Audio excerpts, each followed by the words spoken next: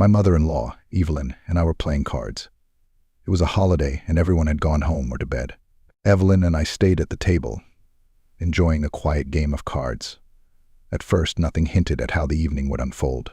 The mood was light and playful. Evelyn sat across from me, cross-legged. I couldn't help but notice how graceful her legs looked. Of course, it wasn't against the law to admire beautiful legs, but I felt a pang of guilt for staring at them for too long. Evelyn must have noticed my gaze, because she changed her pose slightly, and her skirt was pulled up a little higher. I felt my face heat up, and I quickly shifted my gaze to the cards, chastising myself for the immodest thoughts that flashed through my mind. But then a bold idea popped into my head. We were alone in the gazebo. My wife, Grace, was sound asleep, the children had gone to bed, and the dishes were washed. No one could see what we were doing. I decided to propose something bold. "Let's make this game a little more interesting," I said with a smirk. "How about a game of strip cards?" Evelyn's eyes widened slightly, the boldness of the suggestion taking her by surprise. "It's not every day I play strip cards with my brother-in-law, Ethan," she replied, her tone teasing yet hesitant. I remained calm, confident, and unwavering as I waited for her response. Her brightly painted eyes sparkled as she winked and said, "Okay, but don't expect me to end up without pants." I grinned, knowing I was good at cards.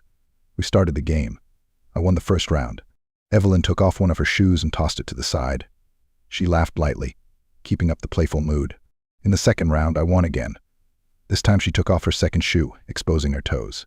She mischievously swept her foot across the floor, letting me know she wasn't going to give up without a fight. I couldn't help but laugh at her determination. Her competitive spirit added a spark to the evening, and for a moment I thought we were both reliving the carefree moments of our youth. By the third round, I had lost and had to take off my shirt. Evelyn smirked. "You could have just unbuttoned my blouse instead," she teased. I chuckled, shaking my head. The next round went to me again. Evelyn sighed and took off her earring in protest. "That doesn't count," the first said. She grinned. "Fine, have it your way," she replied, reluctantly starting to unbutton her blouse. I looked away for a moment, trying to leave her alone, but curiosity took over and I furtively glanced at her. She caught my gaze and her cheeks flushed crimson and her eyes sparkled with mischief. The gazebo was quiet, with only the occasional rustle of cards and our laughter. The feeling was surreal, as if the world outside the gazebo had stopped, leaving just the two of us in the arms of night. As the game continued, I removed my belt and placed it on the table. Evelyn, now clearly gripped by excitement, hesitated but finally removed her blouse. Her cheeks flamed and her eyes glistened brightly, a mixture of embarrassment and delight.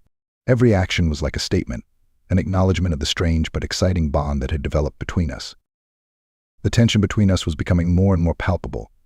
The card game had become more than a playful pastime. Nevertheless, there was an unspoken agreement that neither of us would overstep certain boundaries.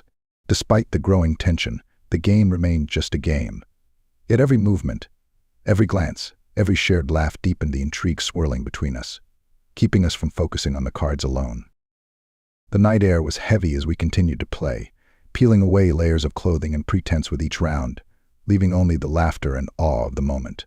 The soft light of the moon filtered through the wooden slats of the gazebo, casting faint shadows that seemed to dance to the rhythm of our shared amusement. The longer the game went on, the more it resembled a dream from which neither of us wanted to emerge too soon. As the clock passed midnight, the quiet sanctuary of the gazebo became the backdrop for a night of unexpected vulnerability and adventure. Evelyn's laughter echoed softly, carrying an air of freedom and frivolity. Her eyes met mine, and for a fleeting moment I thought we understood each other in a way that words could never express. It was a night neither of us would soon forget. It would remain in our memories as a whimsical and intimate interlude amidst the routine of our lives.